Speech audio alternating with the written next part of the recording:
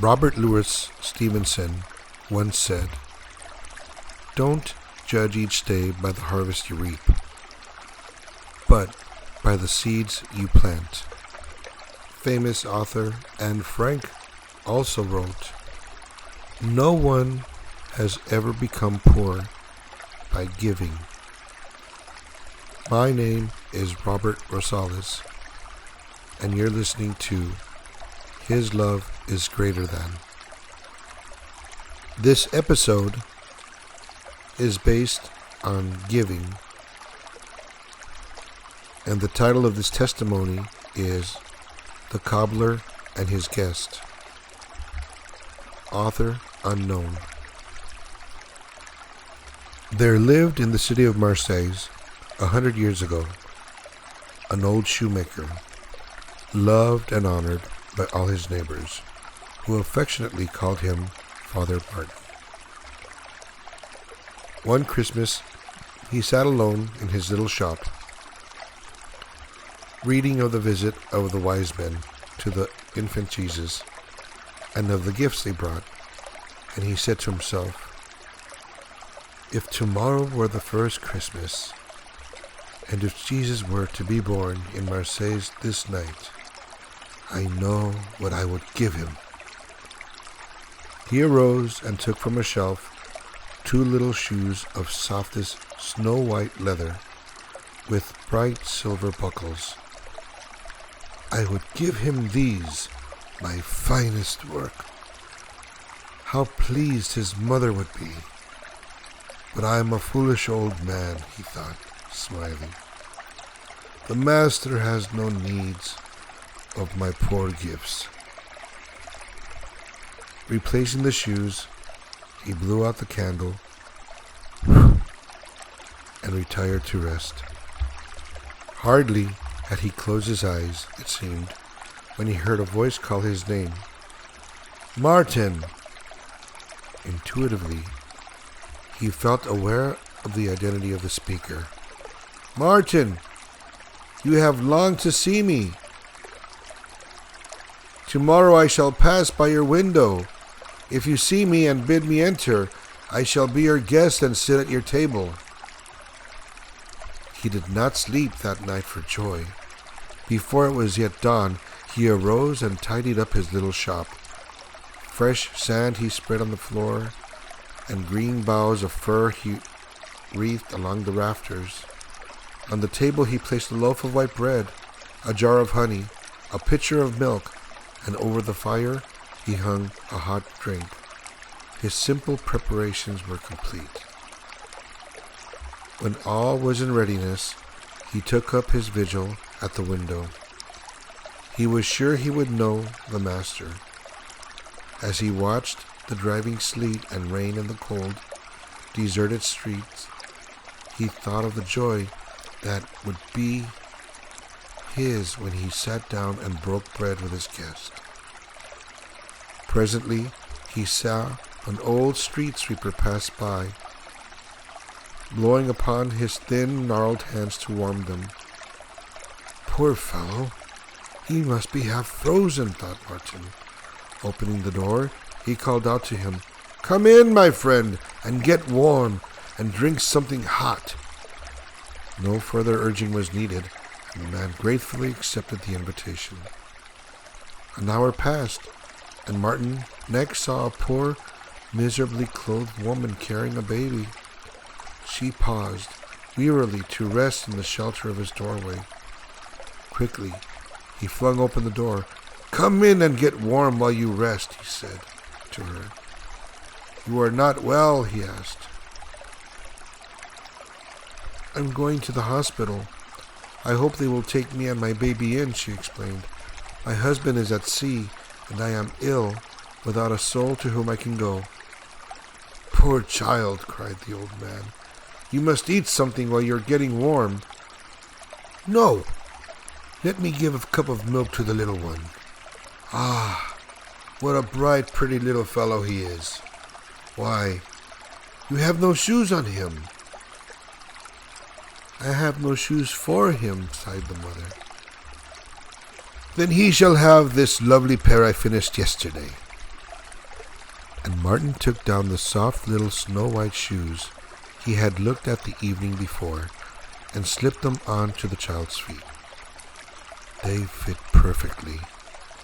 Shortly, the young mother went her way full of gratitude, and Martin went back to his post at the window.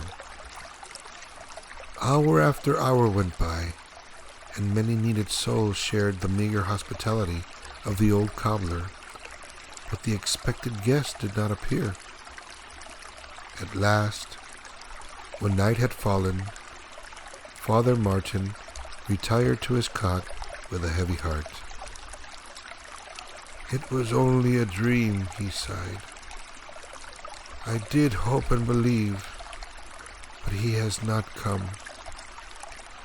Suddenly, so it seemed to his weary eyes, the room was flooded with a glorious light, and to the cobbler's astonished vision, there appeared before him, one by one, the poor street sweeper, the sick mother and her baby, and all the people whom he had aided during the day.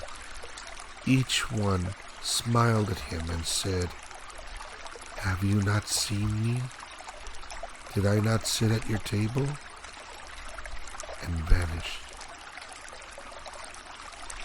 And softly, out of the silence, he heard again the gentle voice, repeating the old familiar words. "Whoso shall receive one such little child in my name receiveth me." Matthew 18, verse 5. "For I was hungered, and ye gave me meat. I was thirsty, and ye gave me drink. I was a stranger, and ye took me in. Verily I say unto you, inasmuch as ye have done it unto one of the least of these my brethren, ye have done it unto me." Matthew 25, verse 35. Giving is one of the biggest things that we can do to help each other. The word give is mentioned 880 times in the Bible.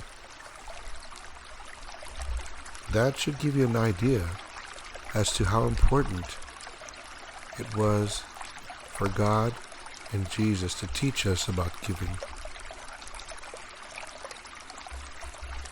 2 Corinthians 9:7 says, "You must each decide in your heart how much to give, and don't give reluctantly or in response to pressure, for God loves a person who gives cheerfully." Proverbs 11:25 says, "The generous will prosper. Those who refresh others will themselves be refreshed."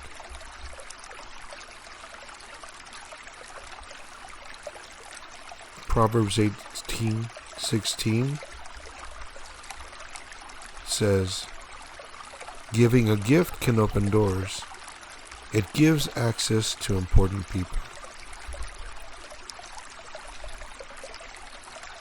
Think about that last verse. Proverbs 18:16. Giving a gift can open doors. It gives access to important people.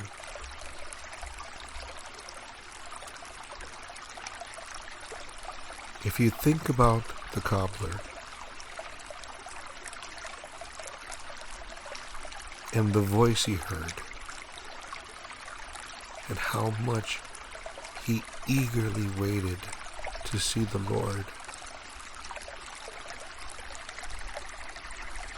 and the Lord had cometh to him in so many different forms, each one of them important in his own right. And the cobbler was there always to receive him. It makes you think, how many times have we met someone and reached out for them in their time of need, whether they asked for it or not? It's our biblical duty to help those in need.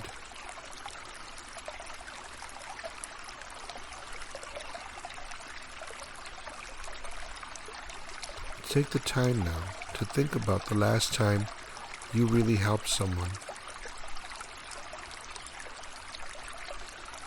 And just imagine if it was Jesus or God Himself walking up to you and asking you for help, what your response would be, or what it was.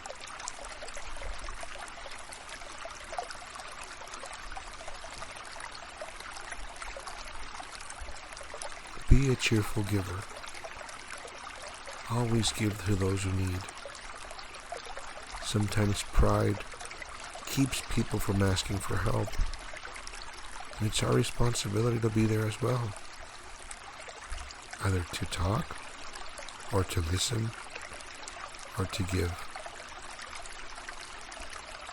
They say that the most valuable thing that you can give someone is not money, it's not possessions, but time. Time is something that you can't buy, or barter for, or take back. But it is something that you can waste.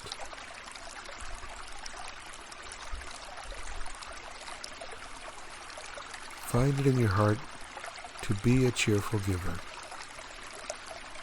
And if you know someone in need, then reach out to them and give them some time. That might make a big difference in their situation or circumstance.